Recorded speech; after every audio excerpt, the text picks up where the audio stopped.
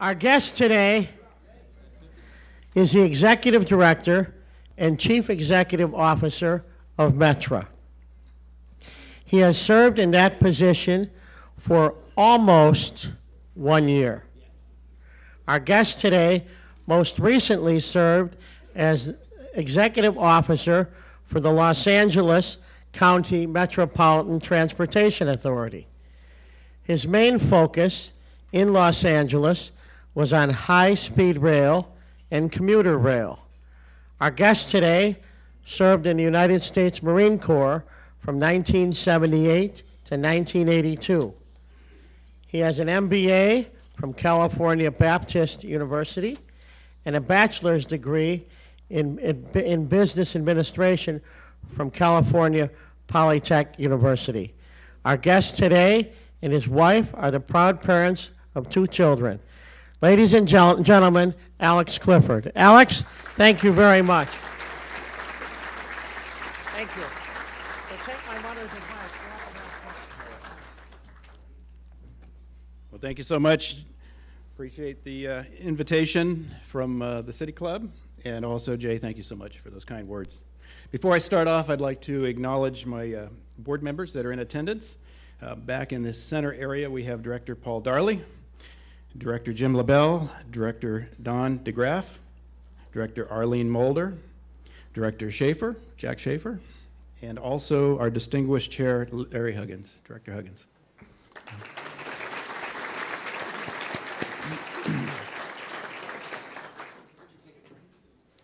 So it is great to be here on my 1-year anniversary, or close to my 1-year anniversary.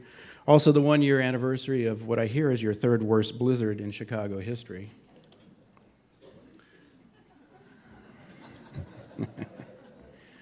So coming from California, you know, certainly that's the land of earthquakes and fires, but here's one of my first days on a job. Did I dress appropriately? So certainly I expected harsh weather, but I don't know if I expected 3 foot of Chicago winter on my first day. But actually, I think this blizzard was somewhat symbolic of the work yet ahead, certainly turning around an agency that was shocked by scandal, getting it back on stable footing, both or actually internally, externally, and financially, and regaining the public trust. Next, I'd like to give you just a little bit of a brief interview of the history of Metra. Certainly, as you probably well know, especially from Chairman Gates' presentation last week, RTA was established in 1974 by a referendum in the 6-county northeastern Illinois region. Metra was created when the original RT Act was amended in 1983. The amendment reorganized the structure and funding and placed all operating responsibility with the service boards, that being Commuter Rail Metra, Suburban Bus PACE, and Chicago Transit Authority, CTA. Now I'd like to give you just a couple of brief factoids about Metra, if you will. Several of them are up here. I'll cover a few. We have 11 rail lines across 6 counties, almost 500 route miles.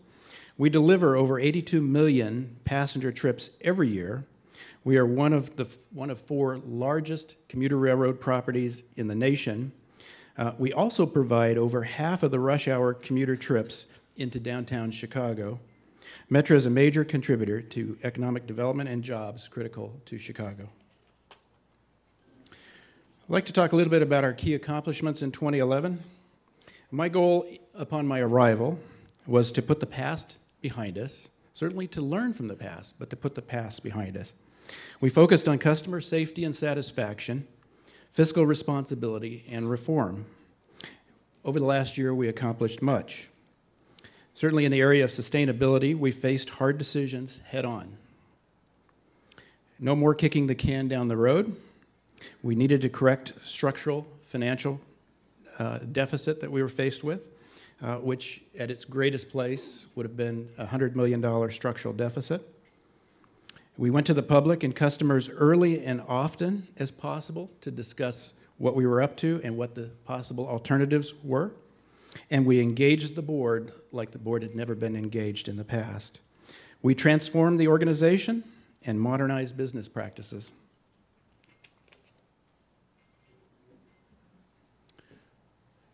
Having dealt with our structural operating deficit in 2011 through a painful and really unpopular but necessary fare increase, in 2012 we will turn to the capital side of the financial ledger. State of good repair is our biggest challenge. You heard a little bit about that from Chairman Gates in his recent presentation. So you probably ask yourself, well, what is state of good repair? It might mean a lot of different things to a lot of different people and agencies. Well, so ask yourself, what happens? What happens to your car if you don't change your oil, replace your tires, or fix your brakes when they're supposed to be done? Ignoring the future doesn't stop it from coming. State of good repair is comparable to doing the regular maintenance on your car. Not keeping up with state of good repair will progressively interfere more and more with our ability to deliver the 300,000 trips that we deliver daily on our system. It means more trains breaking down, slow orders, late trains, canceled service, and longer travel times from end to end. We must do the regular maintenance on our system in order for it to continue to run smoothly and efficiently. That means rebuilding and replacing key components as they continue to age and wear down. So what is state of good repair to us? Well, here's some pictures for you. That a new bridge, like the 100-year-old bridges that we have just begun to replace on the UP North line, and if you look at the bridges on our system, there are many that are at or approaching and some exceeding 100 years old. A new rail car, like the ones that we're currently purchasing, the Highliner cars that we're purchasing to replace decades-old cars on the Metra electric line. New rail ties, signals, and other improvements. State of good repair projects are not glamorous, but they are the lifeblood of our system, and that's one of our biggest challenges. When elected officials look at funding agencies, transit agencies in particular, oftentimes they're looking at, well, new things, new stations, new lines, things that you can have ribbon cuttings. And we have to sort of recondition our elected officials to start thinking about state of good repair. And the challenge for us is to try to figure out how do we build that excitement around state of good repair, because you just don't see it every day, but it's there. So in these types of projects, certainly safety will always be first, but these state of good repair projects as we move forward will be our highest priority. So here's a little bit about the challenges yet ahead. When you look at the 5 largest rail system properties in the nation, a survey was done by the FTA recently, which resulted in a backlog, a need for $50 billion, with a B, $50 billion in capital funding investment. Now, when they added in other transit properties, that number grew to $77 billion nationwide. Now, for Metra alone, the survey that was done a few years back showed that we had a $7.37 billion. Again, I'm not talking millions, I'm talking billions here.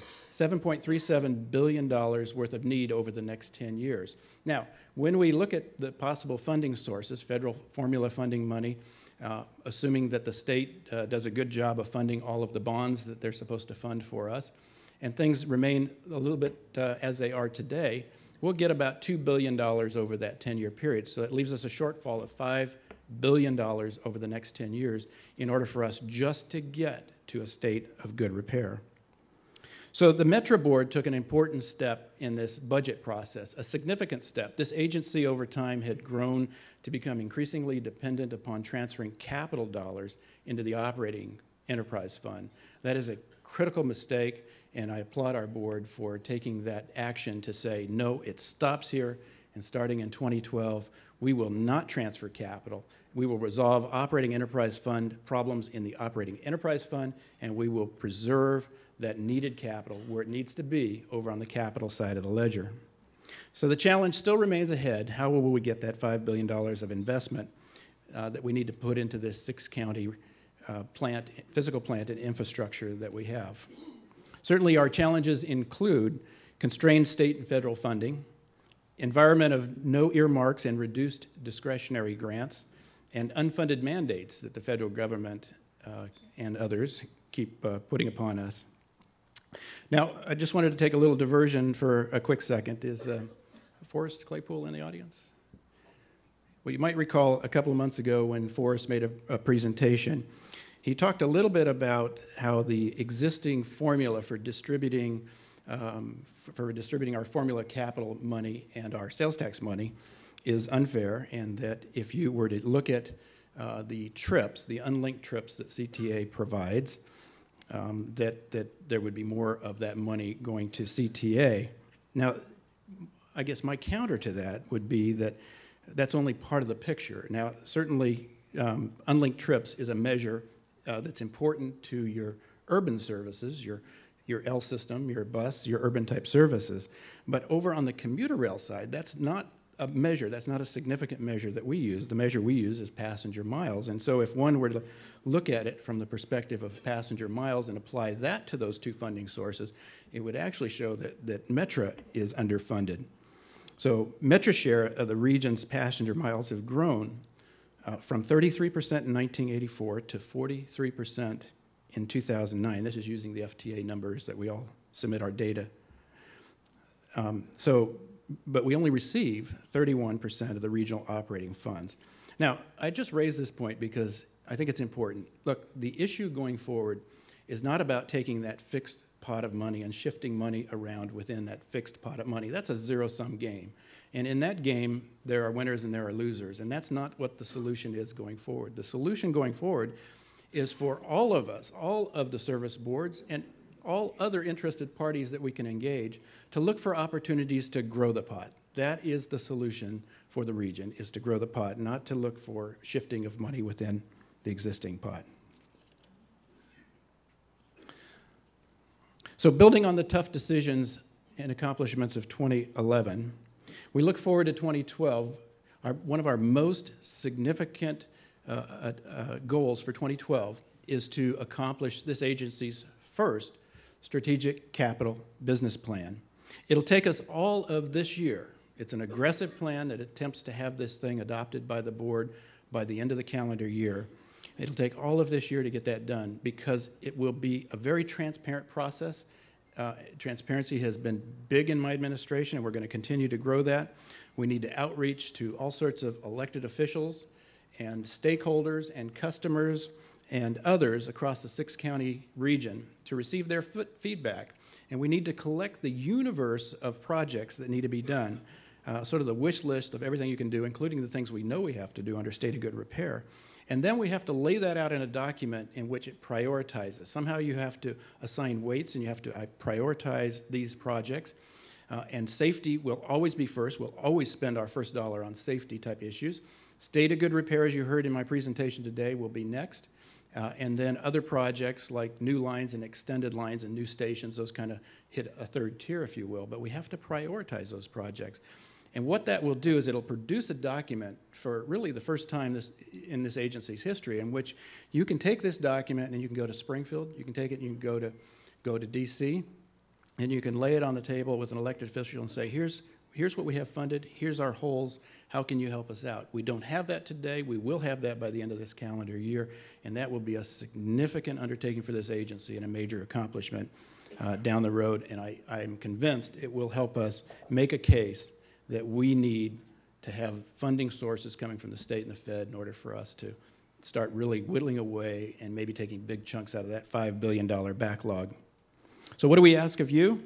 We ask you to advocate for us, to be involved with our mission and help guide our strategic direction, to engage in key issues and help with our drive for excellence. That is the way forward. So I want to thank you. I want to thank our customers for remaining loyal. I want to thank our board for making difficult yet fiscally sound policies and decisions. And I want to thank the Metra team for their dedication through this last very tough and difficult year. So thank you all, and thank you for the opportunity to be here.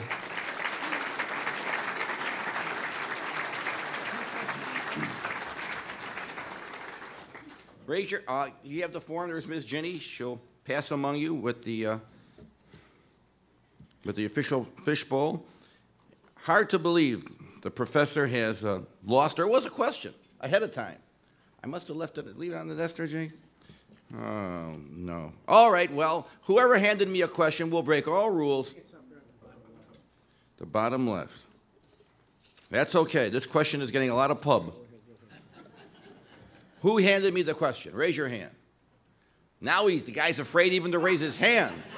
Must have been a Lulu of a question. Back there, were you the one who gave me?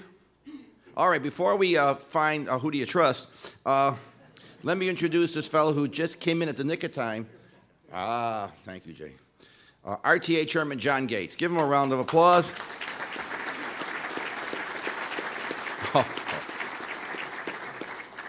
All right, now you'll hear the rest of the story. Mr. Clifford, this is from a daily Milwaukee West Line rider. Obviously, you know why the person didn't stand up. Pretty clear now, we got that down pretty cold. Who is a member of the City Club. That also makes a lot of sense. All right, you ready? First one out of the box. You're not in LA anymore. Here we go. First commendations for getting service back in less than 24 hours after the CN derailment, November 3rd. Second, what was learned from this event that you plan to implement for future Metra emergency situations? Pretty much of a softball compared to not even standing up. Every one of these incidents, and I don't know what it is about the last year, but we've had some pretty different and extraordinary incidents over the last year, but every one of these are different. I think the most important thing is we have an incredible team of professionals that when one of these things happens, they immediately rally together to figure out a solution. You know, what we learned from this one is really, for the most part, everything went right and designed as it should. The emergency response worked, the team came together. We were getting early pictures from the scene. Remember, this happened and it was still dark, and so we weren't getting good pictures from the news media. But we were able to get somebody out there and produce some pictures and to, thank goodness for technology, get them back to us from the cell phone so that we could start looking at just how bad this was around that interlocker, that crossing. And very quickly, within a short period of time, our team members, some of which are in the room here in the center, we're able to come up with a solution. That is, if we can figure out a way to get those derailed cars out of that junction, just clear that junction, then we can lay a piece of straight track through there. And that won't help the CN, but we weren't out to help them at this point. We were out to make sure that our service got restored. And lo and behold, they did it. And by the next morning in rush hour, we had trains running through there. And it was really a testament to the preparation of this team and their dedication to resolving these problems very quickly. Now, there's a lot of other details I won't cover, but that are in between that made that happen. I mean, those cars didn't just suddenly remove themselves from the interlocker, but we got it done and we got service restored. And kudos to the team members here and back at the office. Okay. You have two questions. One from the Honorable Steve Schlickman, University of Illinois Chicago Urban Transportation Center. Steve, raise your hand. He's not afraid. Okay. Can you explain the impact of the federal requirement for installing positive train control? A lot of you know what that means, right? We in the biz call it PTC. And Metra's plan to achieve it. Ooh, that's a question I might need an hour to really fiddle around with. Look, positive train control is something that I'm very supportive of and have been since I arrived here, especially given the state that I came from. And all you have to do is reflect on 2008 when Metrolink had the collision in Chatsworth of a commuter rail train and a freight train head-on in single-track territory. All you have to do is reflect on that to be a supporter of positive train control. Positive train control, just sort of in a nutshell, is a real-time system that will actually control what is going on, what authorities the train has. If a train blows through a signal, as was the case in California, then the system would start shutting down everything. Now, the beauty of it is, in that case, it would have started shutting down both the freight and the commuter rail system. So that's a hard example of what the value of PTC is. Now, on the federal side, PTC is an unfunded mandate. It's monstrous. It'll probably cost this agency upwards of $200 million, maybe $150 to $200 million to put in place, of which we have only $100 million identified if the state floats the bonds that they need to float to fund that $100 million. It is a challenge. Nonetheless, I've been committed to it. I put money in our budget to ensure that we do everything possible to meeting the 2015 mandate. We continue, when we go to DC, to talk to our legislators about the fact that it is an unfunded mandate. We're committed to the 2015 deadline. We're committed to safety. But we need help. We need financial help from the federal government. In addition to that, there's some other issues related to the frequencies that we have to use. We're trying to get the federal government to take allocation of frequencies that they have, that they're holding at the FCC, and allocate those across the nation to commuter railroads at no cost to us. That would help. That would be a small commitment from the federal government to meet the unfunded mandate. There's a lot of talk in D.C. right now about extending this to 2018 or 2020. I have not been a supporter of that. Actually, John Fenton at Metrolink in California and myself have been the two odd men out across the nation on this, but we're committed to it. We believe it's a safety improvement that is necessary, especially in this territory in the Chicago region, in which we have so very much commuter rail running on top of the same property that freight runs. We need to get it done. We need to meet that mandate. And even if they adjust federally in this next year, if they adjust that to 18 or 20, we'll stay the course to try to hit the fifth ding. One more question, a semi-sandbag, but we got, first time out of the box, whoops, late return. Maybe I'll save the sandbag. From Joy Saxon, what has to happen for high-speed rail to nearby cities? What about high-speed rail? Take a minute and a half, because we've had a lot of people talking about high-speed rail, and we're still waiting. Well, I guess you have to go to the definition of high-speed rail. Now, the project I was working on before I came here was what I would call true high-speed rail. California is trying to build 220-mile-an-hour high-speed rail. I think what they're working on in this region is more sort of elevated speed rail, something a little bit slightly faster than the regular rail is. Look, those alignments, some of those alignments are yet to be sorted out. Now, wherever those alignments run on the same right-of-way as Metra runs, then we will do, as I was doing in California for Metrolink, looking for ways that high-speed rail can bring money and improvements that are mutually beneficial to both types of service. So to the extent that high-speed rail comes through a corridor and we can get grade separations out of that, additional track improvements, siding, signal improvements, then we should work with them on that. Now, are we an advocate of high-speed rail? We're just sort of neutral on that whole thing. I will tell you that when you look nationwide at the federal government investing billions of dollars in high-speed rail, and you just heard my dissertation about state of good repair and the billions of dollars we need here, I'll tell you where I side right now, and that is that you need to put those billions of dollars into state of good repair. Before you start building a bunch of new stuff, we need to figure out how to maintain the physical plant and infrastructure that we today have on the ground. Now, you let me invest $5 billion, you let me invest $7 billion over the next 10 years in this system, now we're talking jobs. All right. Last question from Jeff Shriver. Jeff, where are you? There you are, way in the back. Good question. Semi-sandbag. Are you ready? Is a commuter who travels 15 miles to work 3 times more important to the region than someone who travels 5 miles to work? Welcome to the City Club of Chicago. Did my staff write that one? I don't know. Look, I can't place importance on that. I'm a regional thinking person, just as our friends over at RTA are. Look, it's about mobility. It's about moving people. I don't care whether you move them 30, 60 miles or 5 miles. It's all about mobility, and we have to work as an integrated system. And I will tell you, since I've been here, all joking aside with my good friend Mr. Claypool, we have reached out to a greater extent than I think this agency ever has before to make sure that we're working collaboratively with PACE, CTA, and RTA. We are becoming a better partner than we ever have before, and we will continue to do so, and we will keep that regional hat on. Good answer. We got some gifts.